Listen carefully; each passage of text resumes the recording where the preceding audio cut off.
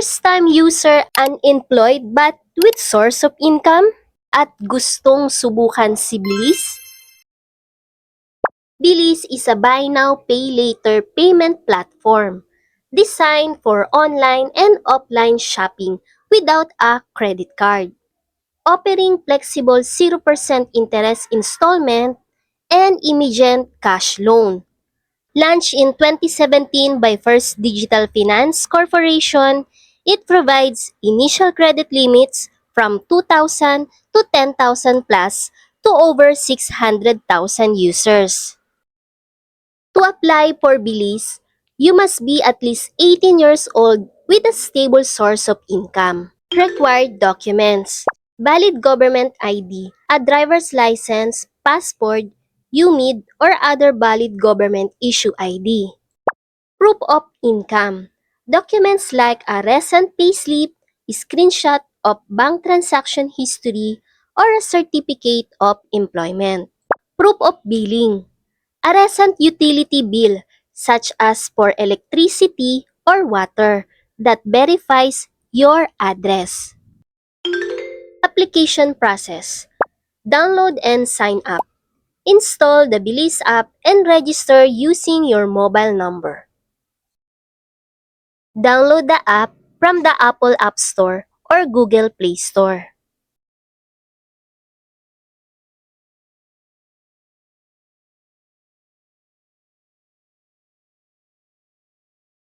Get started. Click Sign Up. Enter your email and mobile number. Enter mobile verification code. Enter email verification code. Create password. And follow this pattern. Click Save Password. Choose how you want to secure your account: 4-digit PIN or fingerprint ID. Your account is created. Activate your Bilis account by providing registration details, government issue ID, clear and visible selfie. So, click natin ang Activate Account. Submit your documents. Upload one valid government ID, your proof of income, and your proof of billing. Select your ID type. Click Accept. Take a photo of the front and back of your ID.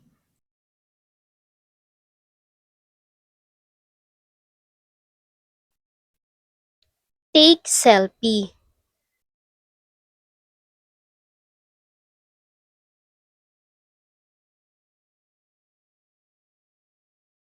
Review your ID info. Make sure this info matches your ID. Input marital status. Click the box and continue. Input your current residential address. In my case, unemployed ako at hindi rin naman ako work from home. Kaya, no ang choice ko dito. Pagdating naman dito sa office address, hindi pwedeng blanco ito kaya current residential address ang nilagay ko. Unemployed ako pero meron akong source and proof of income. Click Continue. Select your source of income. Fill out all required fields and click Continue. To finalize your installment plan, please share your proof of income and proof of billing.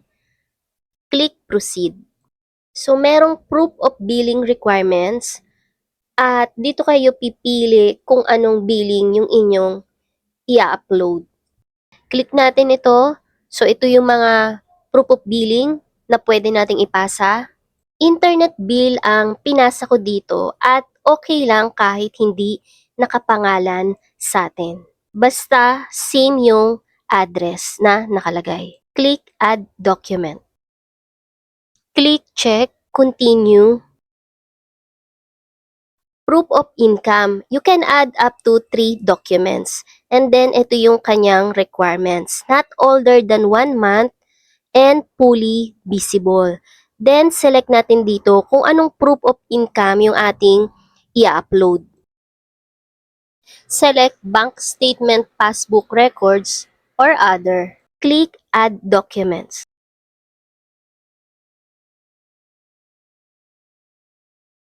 Click Check. You can add up to 3 documents. Add more documents if you have any and just repeat the upload.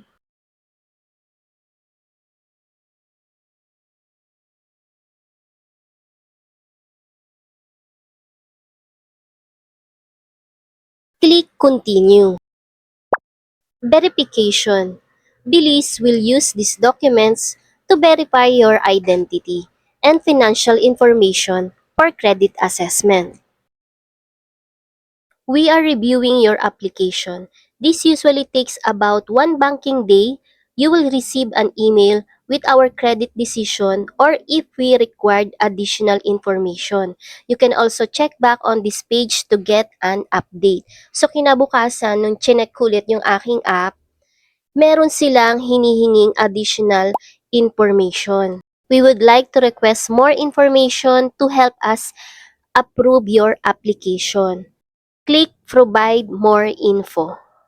Additional requests, we would like to request for more documents to continue to process your application. So, yung valid ID and proof of income. Siguro depende to kasi sa application na ginawa ko. Kasi nga, unemployed ako. What do you need to provide? Could you please upload the front portion of your national ID?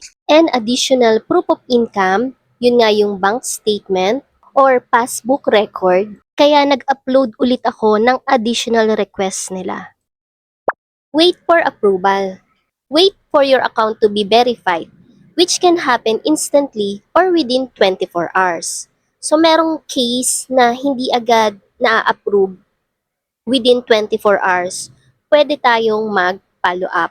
Pwede tayong mag-email sa kanila at mag-follow up ng ating application. After a few days ay naka-receive na ako ng email at message sa mismong app.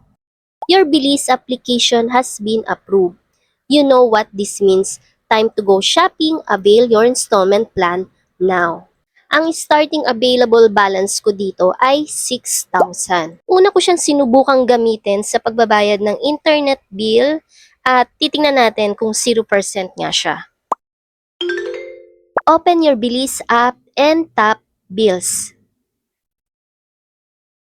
Pwede tayo mag-upload na lang ng ating billing dito para automatic na at hindi na natin kailangan pang mag-input ng mga information. Pero kung wala, select your biller's category here.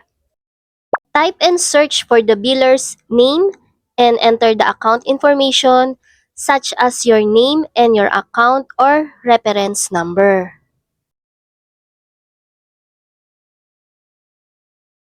Input the amount and choose from the customizable Belize installment terms.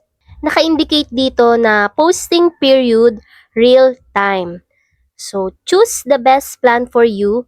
One-time payment, pay in full by March 16, 2026 for 0% interest.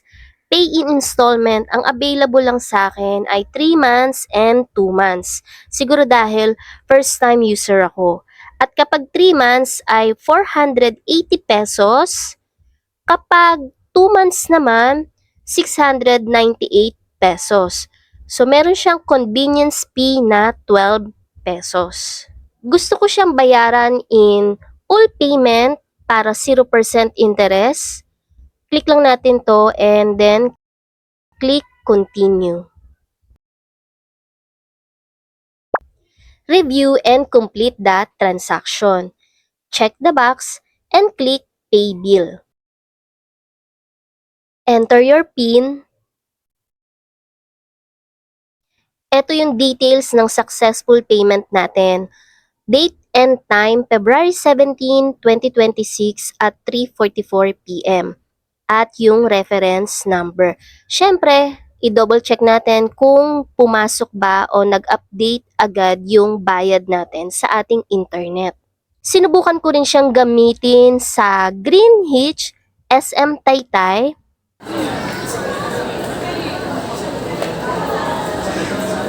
Ayaw ko kasi naman na yung spaghetti.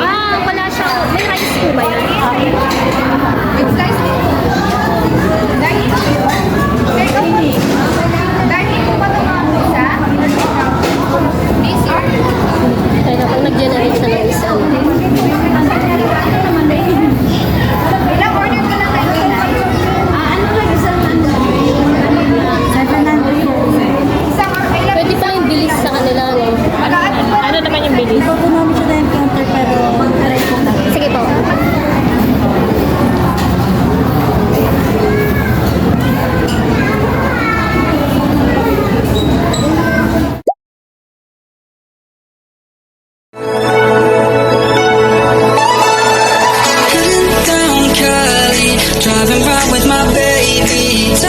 Some raindrops, motion got me all faded. My heart got me going all crazy, and